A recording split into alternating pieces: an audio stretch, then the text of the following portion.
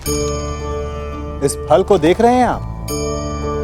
अभी अभी अपनी डाल से अलग हुआ है।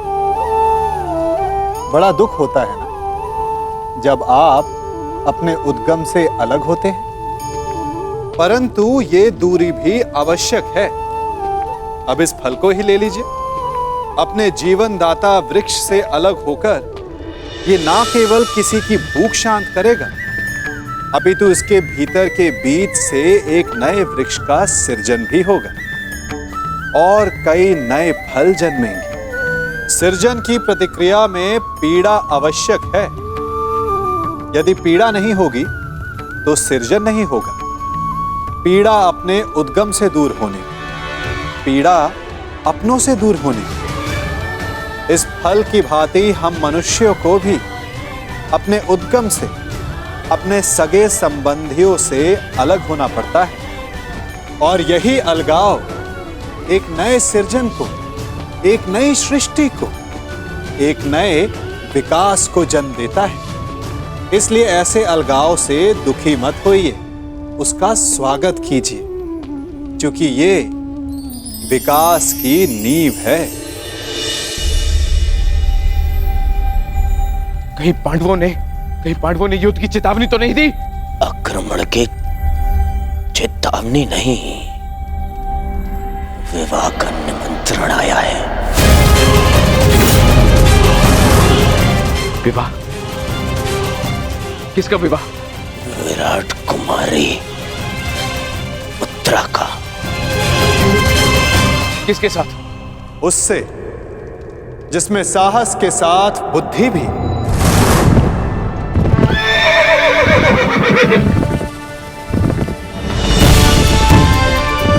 उसके हाथों में पर्वतों का बल है,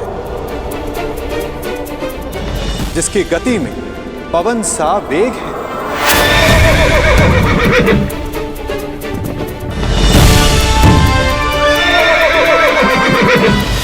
जिसके विषय में तुलना ही नहीं की जा सकती कि उसके बाणों की धार अधिक तीक्ष्ण है या उसका मस्तिष्क।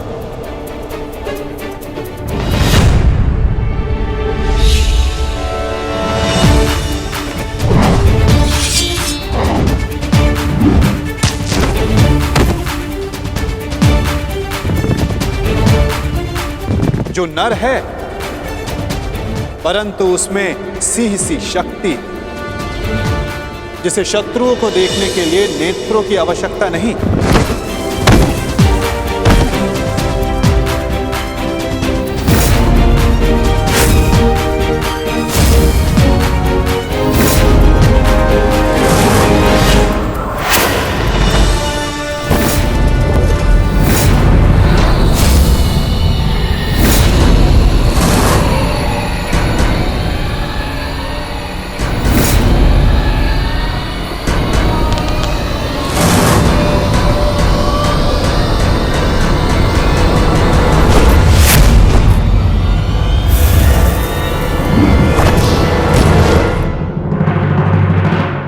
जिसकी शक्ति शेषनाग के समान है।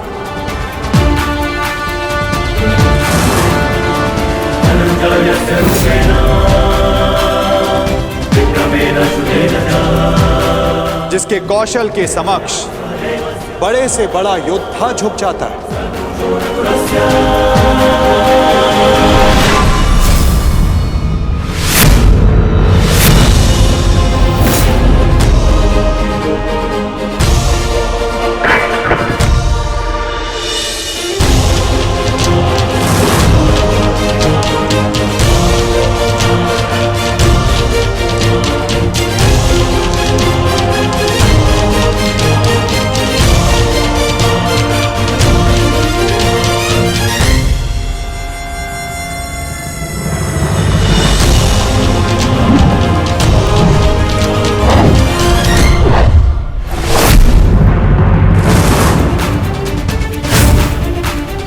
मित्रों का मित्र और शत्रुओं का शत्रु है, जो अपनों के मान के लिए अपने प्राणों को न्यौछावर कर दे, परंतु उसमें तनिक भी अभिमान नहीं।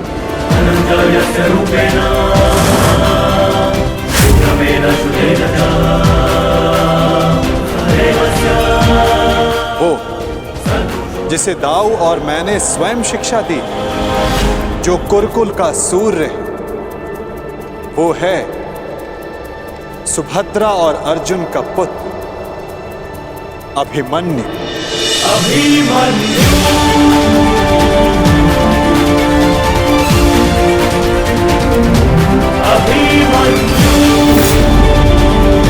वो जितना शक्तिशाली है उतना ही विनम्र है।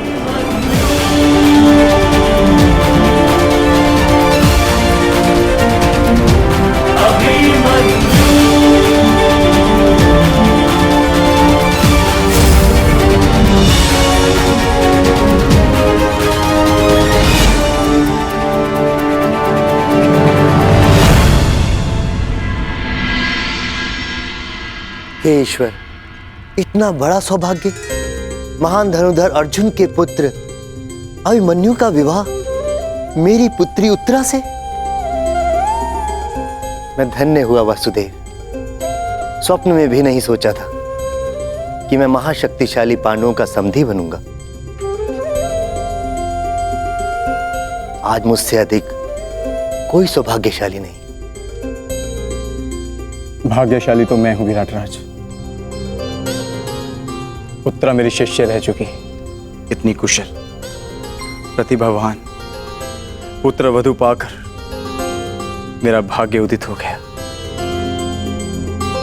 परंतु आप लोग अभी अभिमन्यु से मिले नहीं, और मैं चाहता हूं कि उत्तरा के साथ आप भी मिल लें और उसके पश्चात निर्णय लें कि अभिमन्यु उत्तरा के योग्य है या नहीं। अभिमन्यु आपका पुत्र है, और जिसके शिक्षक स्वयं वासुदेव हो, तो उसकी योग्यता पर संदेह करना भी पाप है। हम उत्तरा का संबंध अभिमन्यु के साथ करने को प्रस्तुत हैं।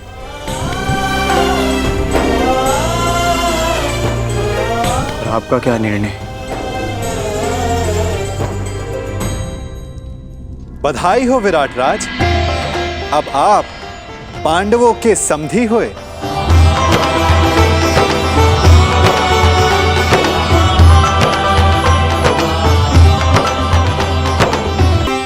इतना दुस्साहस, इतना दुस्साहस! पहले आओ दिया, और अब उसमें नमक छिड़क रहे हैं।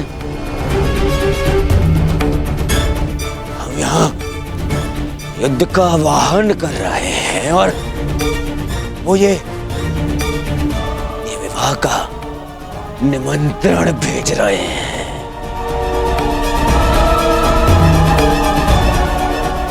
नहीं जाएंगे, हम वहां नहीं जाएंगे, कोई नहीं जाएगा वहां। ना ना ना ना दुर्योधन, हम वहां जाएंगे।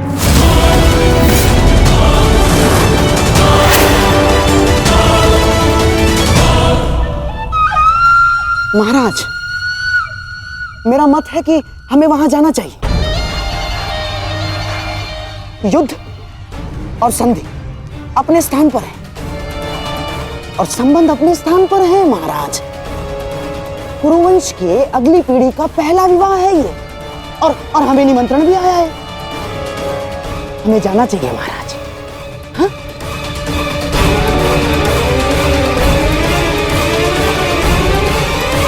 क्यों महामहिम, आप क्या सोचते हैं? आपके प्रिय अर्जुन के पुत्र अभिमन्यु का विवाह है, हमें उसे आशीर्वाद देने नहीं जाना चाहिए? जाना चाहिए महामहिम। हैं?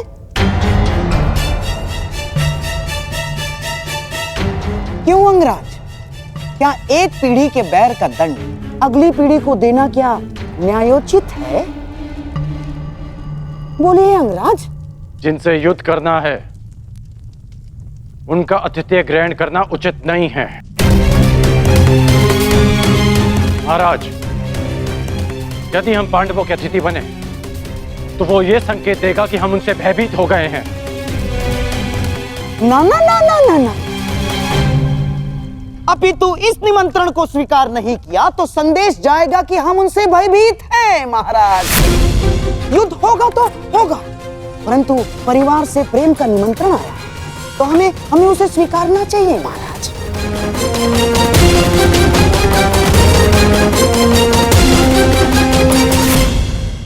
तनिक सोचिए महाराज, पांडु आपके भाई थे और देवी कुंती अभी भी हस्तिनापुर में निवास करती है,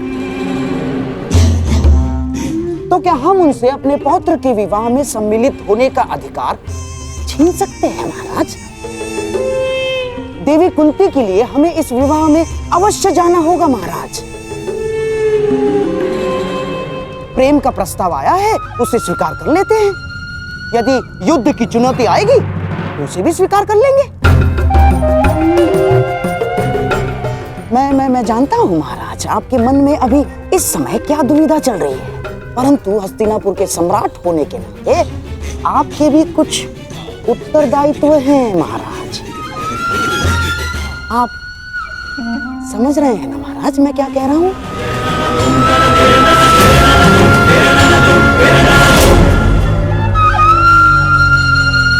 तो ठीक है, हम इस विवाह में अवश्य जाएंगे।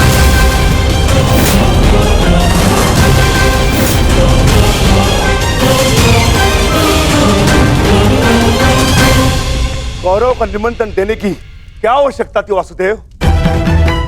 क्योंकि कौरव तुम्हारे संबंधी हैं विकोदर, और हमने निमंत्रण केवल कौरवों को नहीं हस्तिनापुर को भेजा है, जहां तुम्हारी माता है, पितामह है।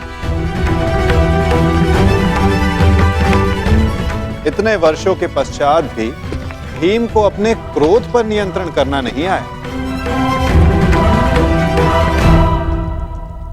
मैं अपने अनुज की ओर से आपसे क्षमा चाहता हूं वासुदेव, परंतु मेरे भी मन में यही प्रश्न है कि कौरवों को निमंत्रण क्यों?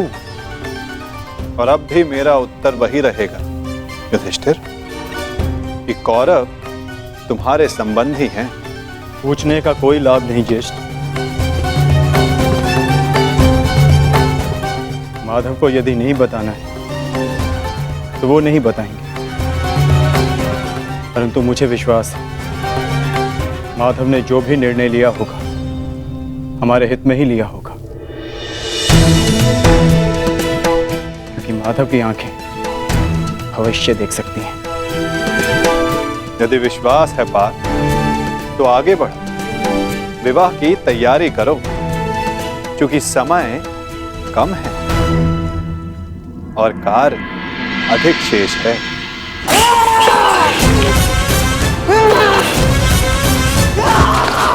मामा जी,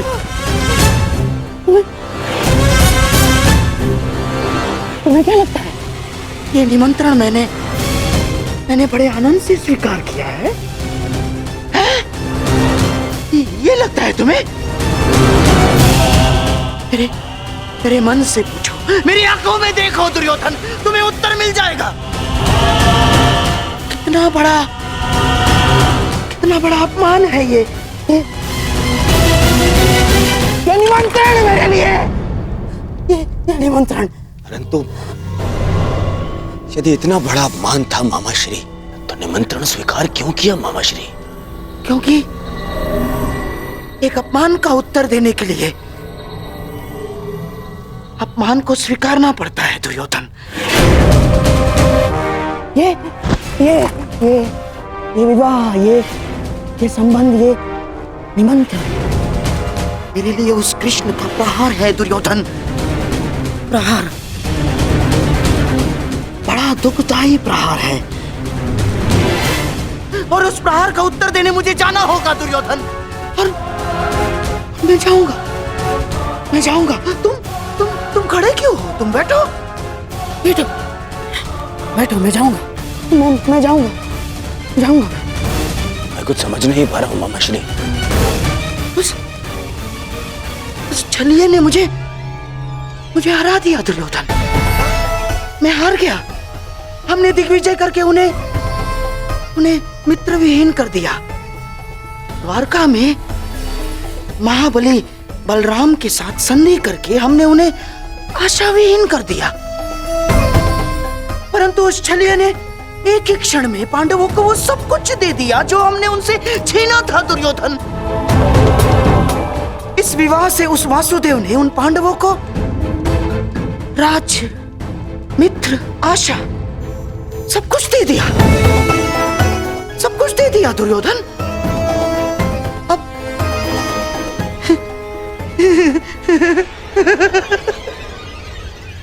अब तुम्हारे समझ में आया कि उस छलिए ने हमारे साथ कैसा छल किया है।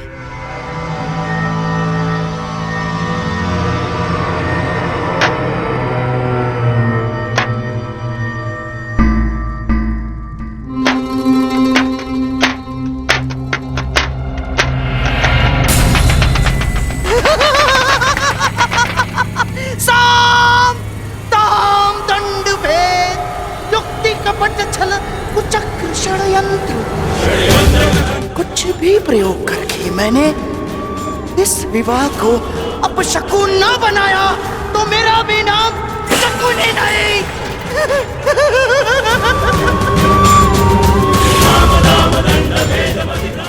मेरी प्रतिज्ञा है, प्रतिज्ञा है मेरी, पांडवों का सबसे बड़ा सहारा हार जाएंगे वो, उस छलिए को शकुनी का उत्तर मिलेगा दुर्योधन, इसे विवाह में मिलेगा।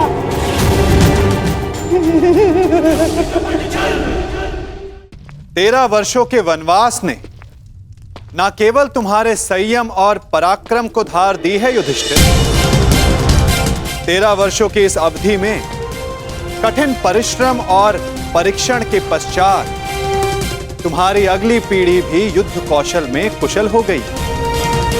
अब तुम सबका वनवास पूर्ण हुआ, अब समय आ गया है अपने वनवास रूप तपस्या का फल पाने का, और वो फल है तुम सबके पुत्र।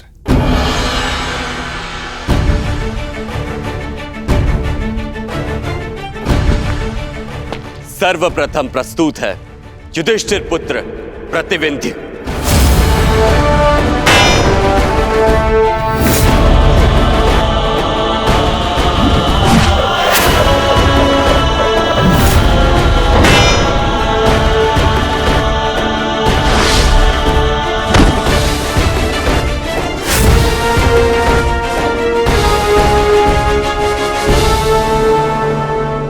अब प्रस्तुत है भीमपुत्र सुत्सोम।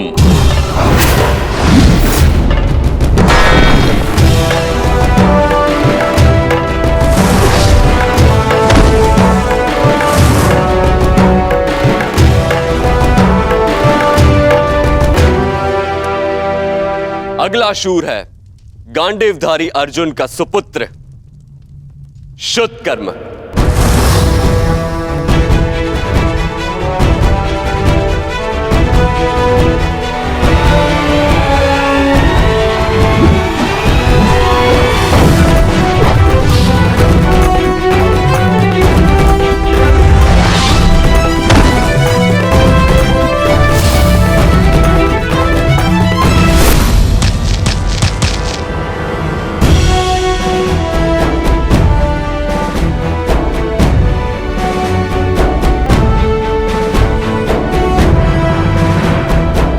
और अंत में नकुल पुत्र शतनिक और सहदेव पुत्र शुद्ध से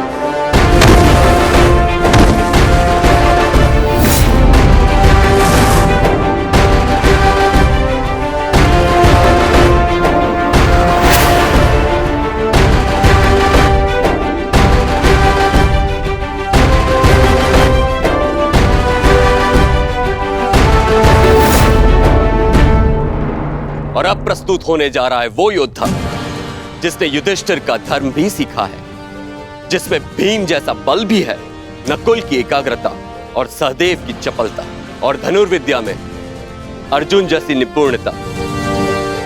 वो है अर्जुन पुत्र महायोद्धा अभिमन्यु।